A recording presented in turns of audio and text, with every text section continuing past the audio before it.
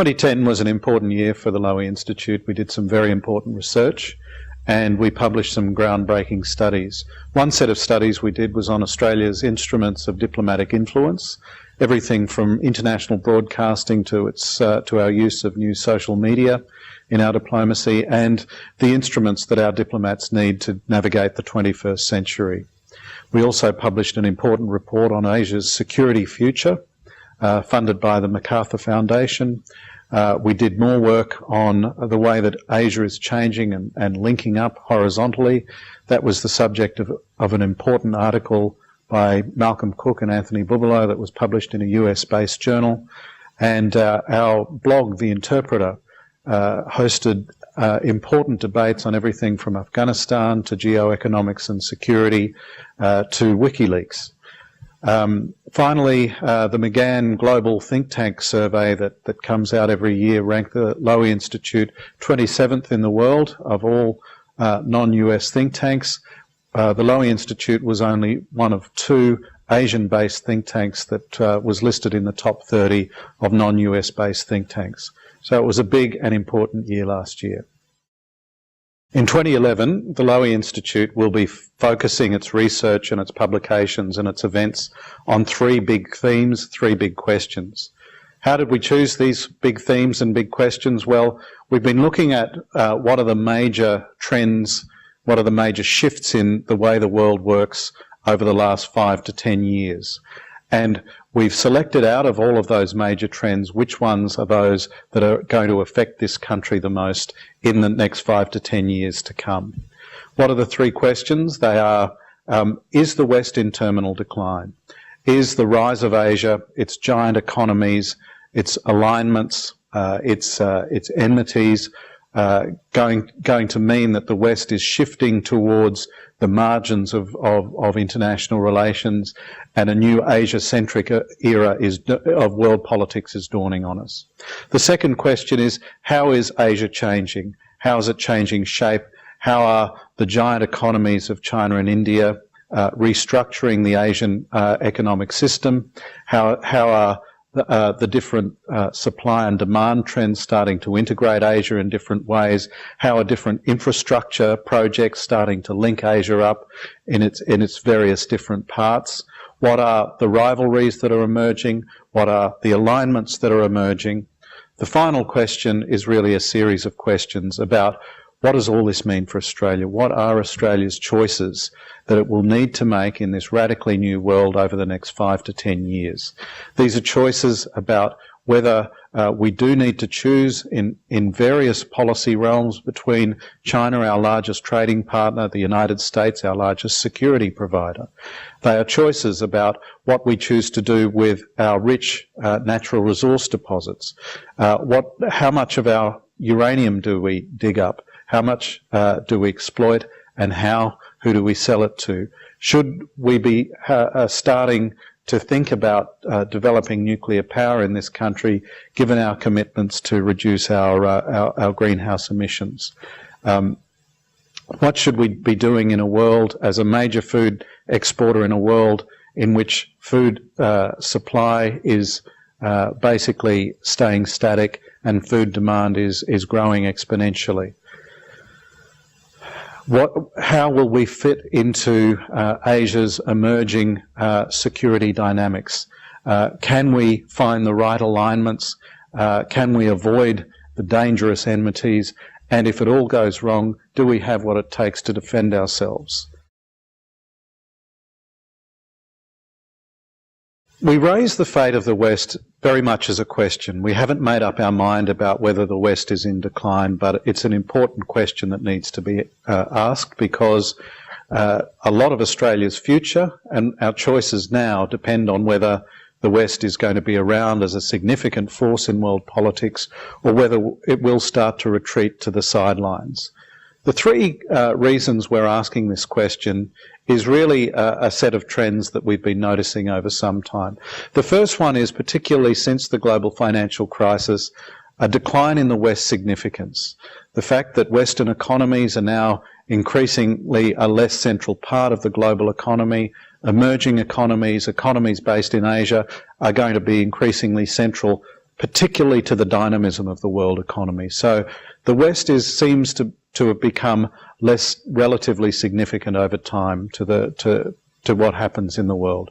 The second reason is that the West's authority seems to be ebbing away, again, particularly since the global financial crisis.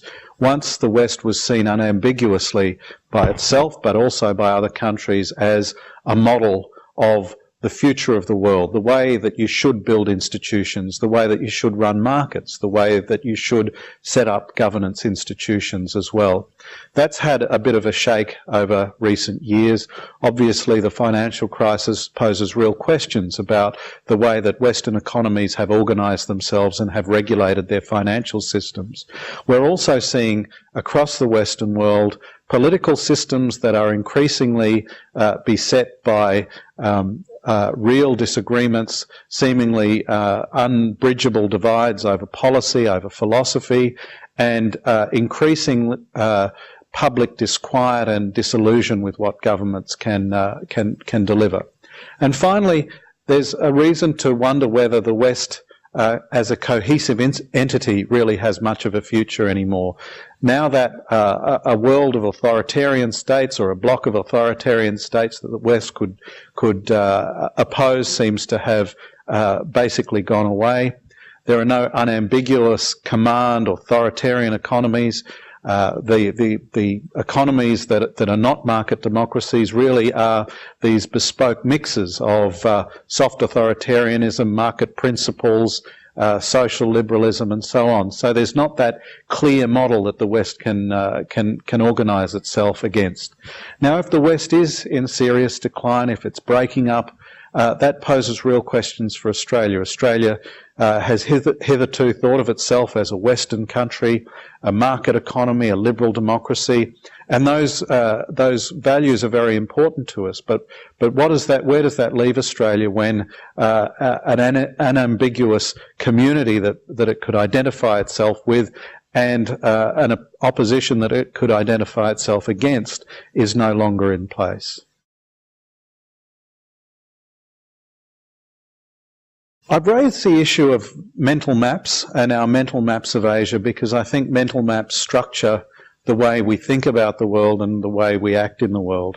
And our mental maps aren't always congruent with physical maps or power maps.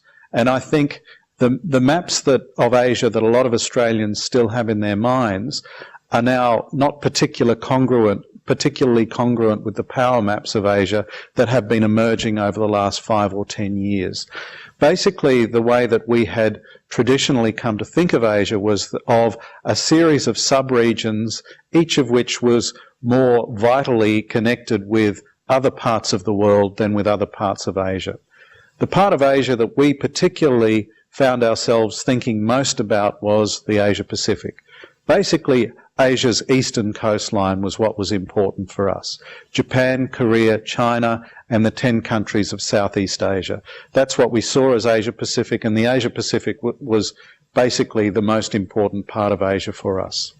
What we're seeing now is that Asia is starting to link up in important ways in terms of finance, in terms of trade, particularly energy trade, in terms of infrastructure, and in terms of power dynamics.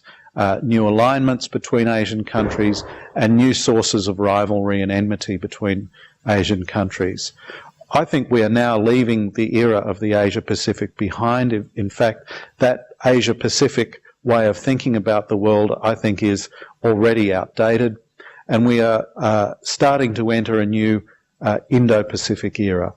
An era in which Asia, and particularly the coastline of Asia, the eastern and southern coastlines of Asia between Japan in the north and the Gulf in the west, are starting to link up in vital ways.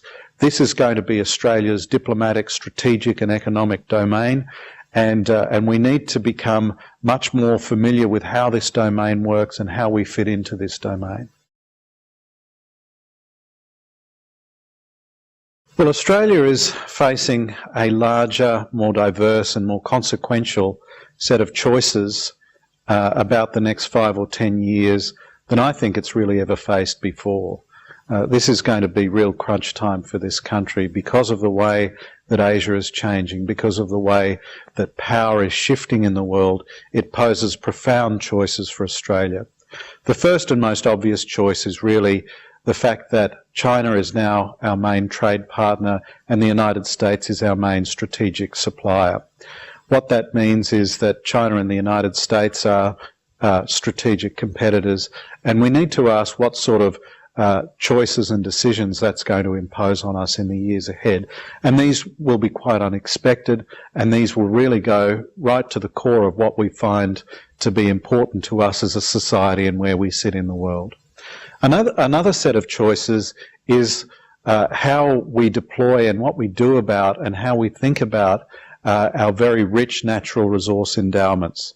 Australia has a full spectrum array of very high quality natural resources, all the way from alumina to zinc. And this is at a time when the world needs a lot of these things, particularly the booming economies of Asia are consuming a lot of these things. It's a time of booming demand.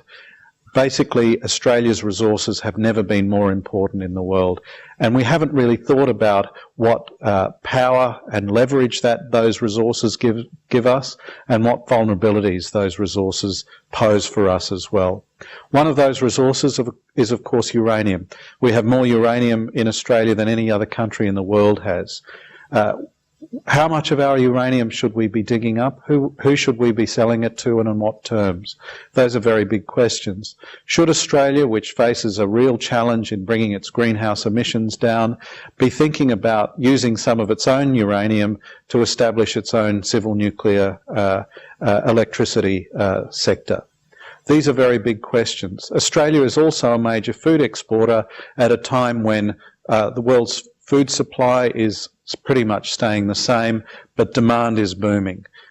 So we are currently seeing very high food prices, and we're seeing edgy governments that are prepared to do really quite short-sighted things that distort world food markets. What should we be doing diplomatically about that? Another major question is, where do we go with our development spending and our development aid? Over the next 4 years, Australia's development aid will double to $8 billion a year. That is a bipartisan commitment from both sides of politics in Australia. Where are we going to spend that money? Who are we going to spend it on? How are we going to spend it? And how are we going to make sure that it's effectively spent, particularly in a world where there are big new aid spenders in areas like the South Pacific, where Australia has traditionally been the biggest dog on the block? These are very big questions as well. How is Australia going to fit in with the new strategic dynamics in the Asian region? Who are going to be our new allies? Who are going to be the countries that we are rivals with in the future? And if it all goes wrong, are we going to have the right sorts of armed forces to be able to protect ourselves? Another question is overpopulation. We saw in 2010 both sides of politics try to put up the shutters and say we're all full. Well, that's not going to be a solution that works in the years ahead. Our economy is booming, we have serious skill shortages emerging, and we have other elements such as climate change that are going to mean that the issue of climate refugees are going to be an important question in the years ahead. How are we going to manage those flows of people into and out of Australia? Yet another big question.